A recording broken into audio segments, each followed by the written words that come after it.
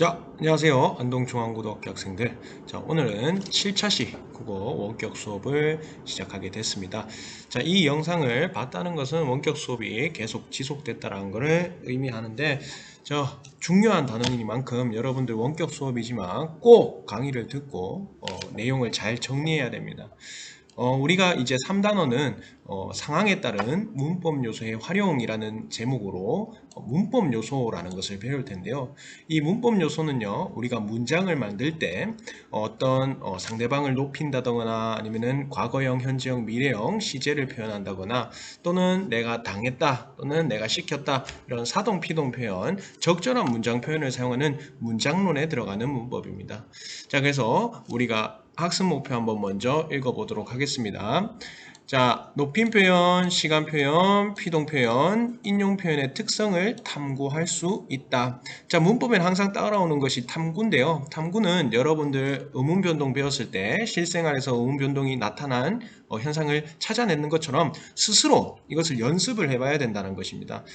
이런 현상이 나타나네? 다른 것도 있을까? 내 스스로 이런 것들을 찾아내는 것이 탐구라고 할 수 있겠죠. 그래서 높임 표현, 시간 표현, 피동 표현, 인용 표현을 더 잘 암기하고 이해하기 위해서는 일단 내가 적용해 보는 것이 중요해요. 실제 현상에서, 그렇지? 실제 문법을 사용하면서 문장을 사용하면서 높임 표현이 주어를 높일 때는 이렇게 표현되는구나. 또는 문장 속에 목적어나 부사어를 높일 땐 이렇게 표현되는구나. 과거형을 나타낼 땐 이게 붙구나. 먹었다 할 때 엇이 붙구나. 이런 것들을 스스로 점검해보고 탐구해보는 그런 시간이 되면 우리 문법을 좀 더 잘 할 수가 있을 겁니다. 자, 그래서 높임 표현, 시간 표현, 피동 표현, 인용 표현을 담화 상황에 맞게 활용할 수 있다. 대부분 학생들이 잘 표현을 할 거예요. 그런데 우리 현대 어른들이 잘 지켜주지 않는 부분이 있어서 요거 먼저 한번 보고 넘어가겠습니다.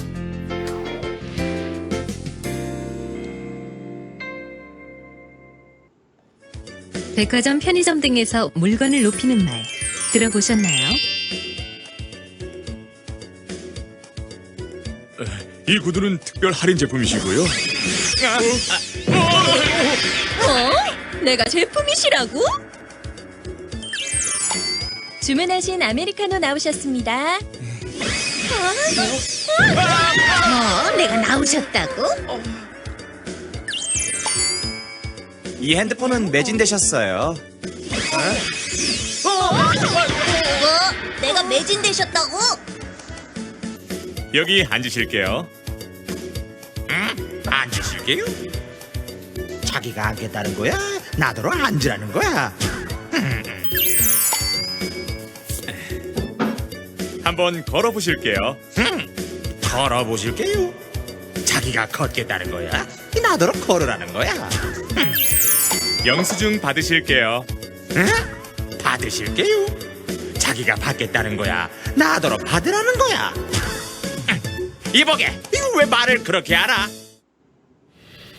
네, 뭐뭐 하실게요. 네, 저도 뭐 물건을 살 때나 심지어 뭐 병원 가서 치료 받을 때도 이런 말들 너무 많이 들었거든요. 처음에는 한두 명으로부터만 듣고 좀 많이 낯설었는데 언젠가 보니까 주변에 많은 분들이 뭐뭐 하실게요. 이런 표현을 쓰고 계셨습니다. 네, 손님을 친절하게 대한다고 하는 것이 이렇게 이상한 어법으로까지 이어진 것 같습니다.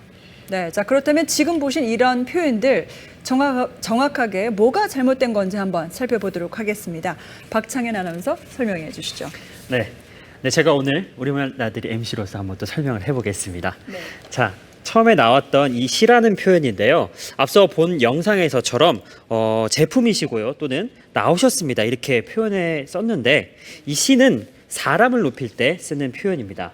때문에 이 아메리카노는 사람이 아니죠. 그래서 아메리카노 나오셨습니다가 아니라 아메리카노 나왔습니다가 맞는 표현입니다. 네. 또한 휴대전화 역시 물건이기 때문에 매진되셨어요가 아니라 휴대전화는 매진됐습니다 라고 표현하는 게 맞는 표현입니다. 네, 이거는 좀 많은 분들이 알 것 같습니다. 네. 네. 자, 그렇다면 이제 휴대전화까지 살펴봤는데요. 공부할게요 또는 알아볼게요와 같은 리을 게요라는 표현, 이런 것은 말하는 사람의 의지를 보여주는 표현입니다. 자, 그렇다면 예문 한번 보시겠는데요. 자, 쉴게요. 여기 앉으실게요. 이러한 표현은 상대방에게는 쓸 수 없습니다. 여기 앉으세요가 맞는 표현이고요. 영수증 받으실게요라는 표현이 아니라 영수증 받으세요가 맞는 말입니다. 네. 자, 여러분들 잘 봤죠? 자, 앞에서 봤던 것처럼 우리가 현실에서 잘못된 높임 표현, 과도한 높임 표현을 쓰는 경우가 있는데 우리 이 단원을 통해서 좀 더 과도한 높임 표현은 지양하고 적절한 높임 표현을 사용할 수 있도록 한번 배워보도록 하겠습니다. 자, 생각력이 한번 볼게요. 여기 그림을 보면요. 아까 앞에서 나왔던 그 내용인데 여기 남자가 주문하신 음료 나오셨습니다. 좋은 하루 되세요 했는데 이 부분이 잘못됐죠? 나오셨습니다. 존댓말을 한 거는 아마 손님이 손님을 존대하려고 이렇게 높임 표현을 쓴 것 같은데 여기서 높임 표현을 쓴 주체를 한번 봅시다. 나오는 건 누구예요? 뭐가 나온 거죠? 음료가 나온 건데 여기에 셨습니다. 셨을 쓰면 음료를 높이게 돼버리는 거죠. 그래서 이런 식으로 쓰면 안 되겠고 나왔습니다가 맞겠죠. 자, 여기서 씁니다. 그 다음에 되세요. 이렇게 뒤에 종결 어미를 이렇게 높여준 이유는 대하 상대방인 이 여성을 높여주기 위해서 이런 종결 어미를 사용했죠. 자, 이렇게 상대방을 높여주는 것, 대화 상대를 높이는 걸 우리가 상대 높임법이라고 합니다.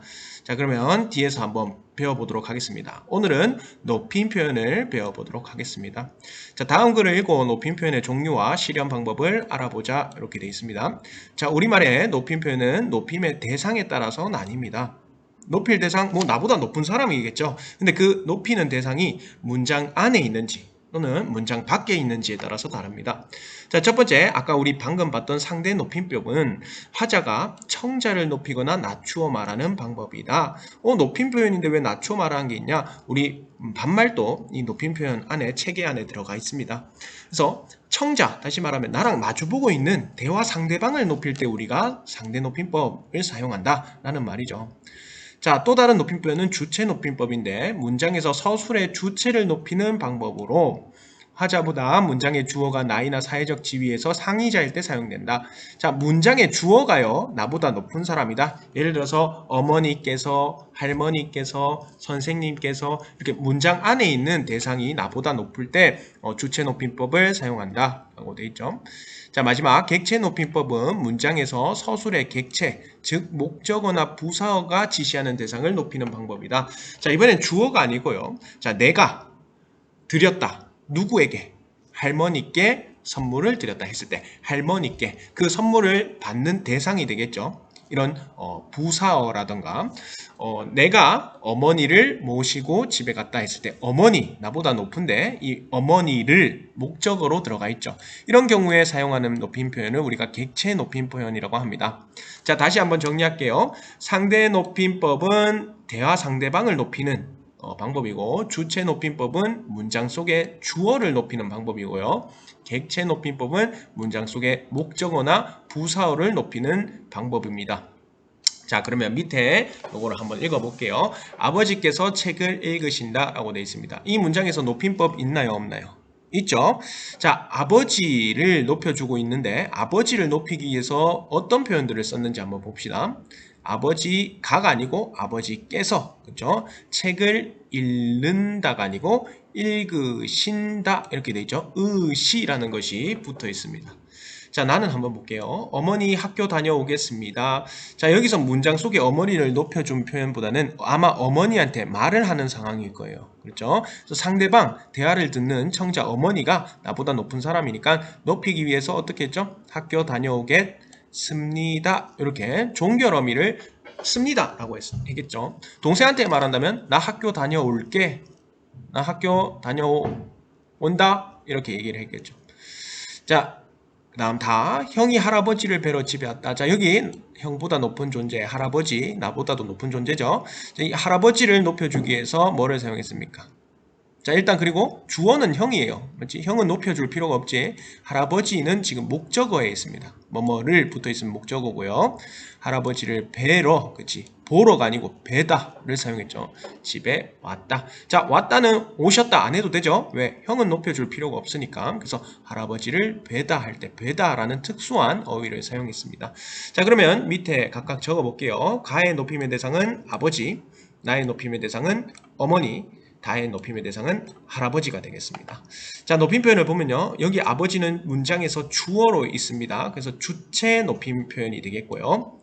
자, 나는, 자, 여기 문장에서 어머니가 들어가 있긴 하지만 어머니가 뭐 주어도 아니고 또 목적어 부사어도 아닙니다. 다만 대화 상대방이 되겠죠. 그래서 상대 높임 표현이 되겠습니다. 자, 마지막. 자, 다에서는 주어는 형이기 때문에 높여줄 필요가 없어요. 그런데 목적어에 있는 할아버지를 높여줘야겠죠. 그래서 목적어를 높여준 것이니까 객체 높임 표현이 되겠습니다. 자, 그러면 아까 쌤이 얘기를 했지만 한번 찾아봅시다. 가에서는 자, 아버지를 높여주기 위해서 어떤 걸 사용했죠? 여기 조사께서, 그렇지? 가 대신에 주격조사 이가 대신에 깨서를 사용했고, 그다음에 읽는다가 아니고 이 사이에 우리가 선어말 어미라고 합니다. 선어말 어미 의시를 사용하고 있다. 자, 그래서 연결이 이렇게 돼야겠죠? 이렇게 연결돼야겠습니다.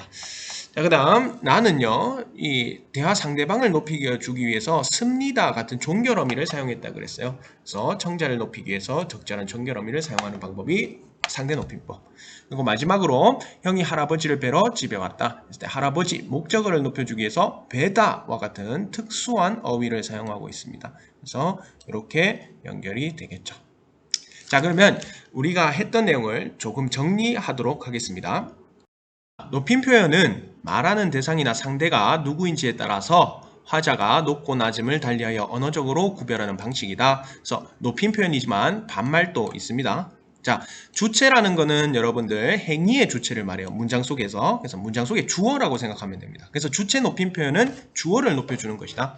자, 주어가 뭐냐? 문장이 있습니다. 집에 간다. 자, 요것만 있으면 문장이 어색하죠. 앞에 뭐가 있어야겠어요?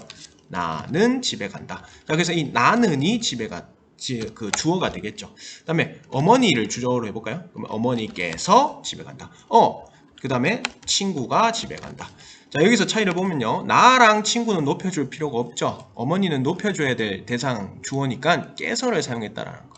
그 다음에 침대에서 잔다. 동생이 침대에서 잔다. 아버지께서 침대에서 잔다라고 하지 않고 우리 어떻게 하지? 주무신다. 주무시다. 쉰다. 이렇게 표현을 하죠. 그래서 여기 앞에 와 있는 요것들을 우리가 주어라고 합니다. 그래서 주어에 만약에 나보다 높은 대상이 오면 깨서라든지 아까 봤던 의시라든지 이런 주무시다 같은 특수한 어휘를 사용하게 되겠죠. 자, 나무를 심는다. 이모가 나무를 심는다. 이모 깨서라고 좀 나이가 많으시면 이모 깨서라고 하는 게 맞겠죠. 누나가 나무를 심는다. 근데 할아버지는 깨서를 쓰는 것이 맞겠죠. 그리고 사실 이모도 가보다는 깨서를 쓰는 게 맞겠습니다. 왜? 나보다 높은 사람이니까. 이모께서, 이모님께서 이렇게 사용을 하죠.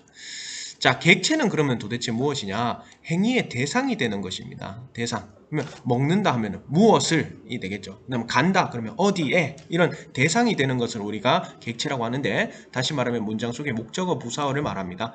자, 그래서 여기 보면요. 나는 이건 주어라 그랬죠. 주었다. 선물을 주었다. 목적어입니다. 그러면 누구에게가 있어야 될 거 아니야. 맞지? 그래서 친구에게 선물을 주었다. 이렇게 할 수 있겠지? 그래서 이게 바로 이제 대상이 되는 객체라고 볼 수 있겠습니다. 또 할머니께. 자, 에게 대신에 뭘 썼죠?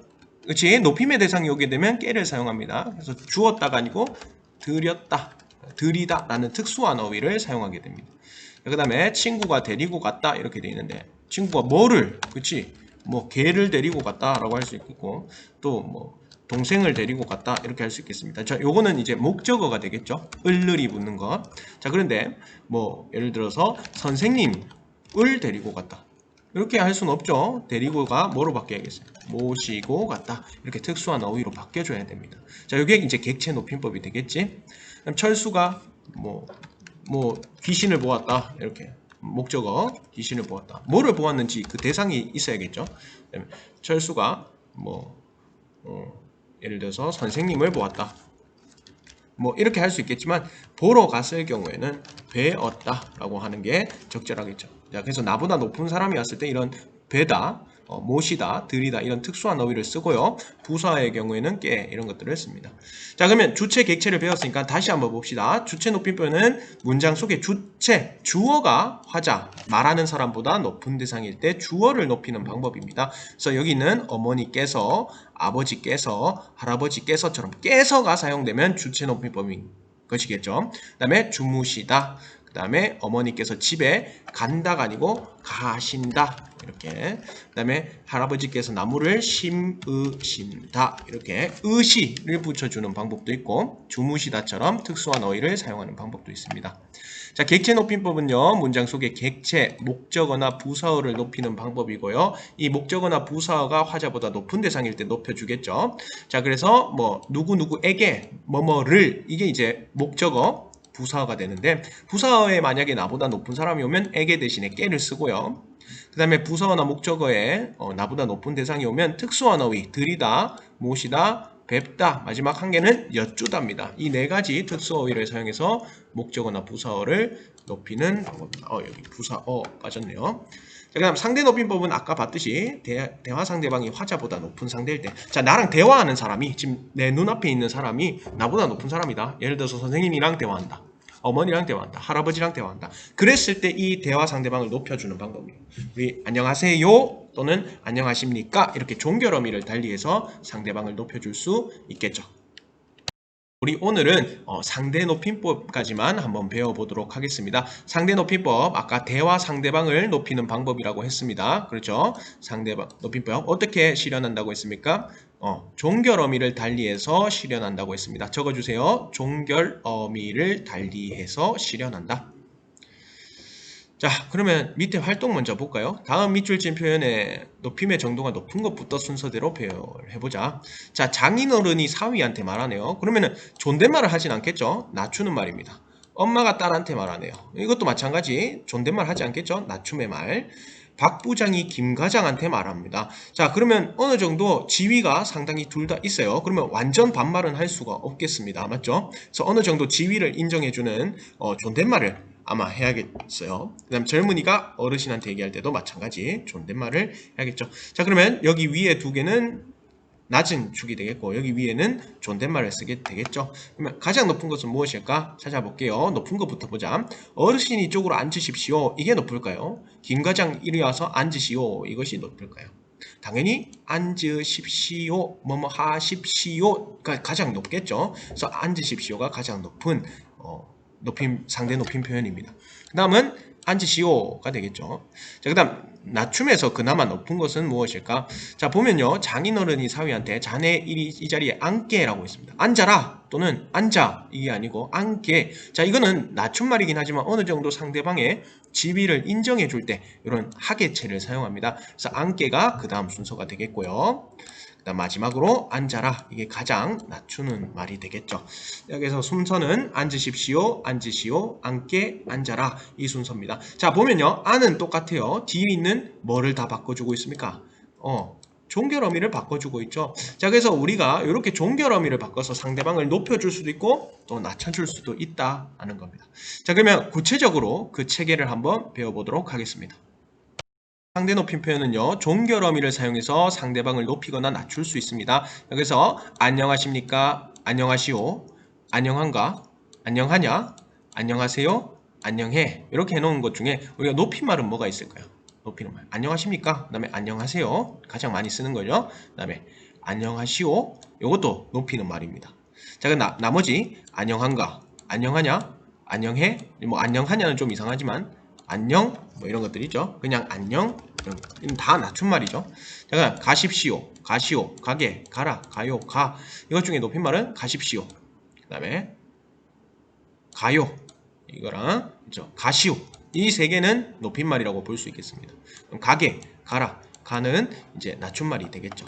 자, 그런데 쌤이 이렇게 분류를 한 것은 자, 우리 앞에 거 4개까지는요 우리가 뒤에 종결 어미를 사용할 때 격식을 차려야 돼. 다시 말하면 예의를 갖춰야 될 때 쓰는 격식체가 되겠고요. 여기는 뒤에 두 개는 비격식체입니다. 다시 말하면 두루 우리가 자연스럽게 쓰는 높임말 또는 낮춤말입니다.